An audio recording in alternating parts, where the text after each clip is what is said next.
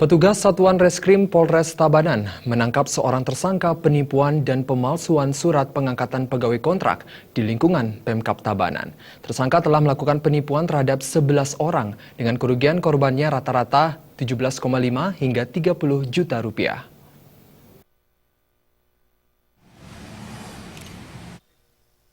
Polisi menangkap tersangka DWMDA 46 tahun warga Banjardinas Tegal, Desa Nyita, Kediri, Tabanan di wilayah Banyuning, Buleleng. Tersangka dicari setelah polisi menerima 2 laporan para korban penipuan. Tersangka menjanjikan kepada korban untuk membantu pengangkatan pegawai kontrak di lingkungan Pemkab Tabanan.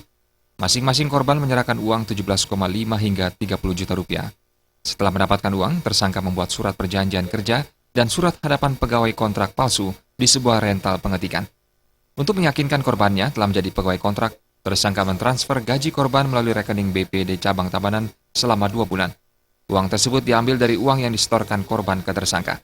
Wakapolres Tabanan Kompol Leo Pasaribu didampingi Kasat Reskrim AKP Inyoman Sukanada mengatakan, penipuan ini terbongkar setelah pelapor melakukan permohonan perpanjangan pegawai kontrak ke Badan Kepegawaian Daerah, namun hasilnya korban tidak terdaftar atau teregistrasi.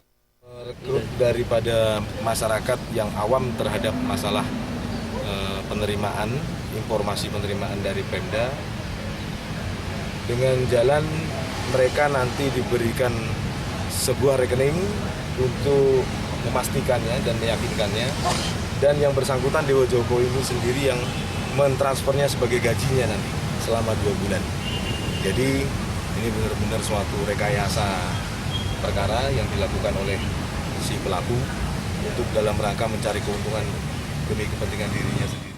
Dalam kasus ini, polisi menyita seperangkat komputer, alat scanner, printer, pembuat stempel, buku tabungan BPD Bali Cabang Tabanan, boyliner, 12 surat perjanjian kerja, serta surat hadapan pegawai kontrak palsu. Polisi masih mendalami kasus ini, indikasi keterlibatan orang lain dalam lingkungan Pemkab Tabanan.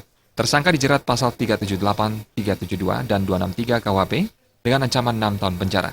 Raiswantara, Bali.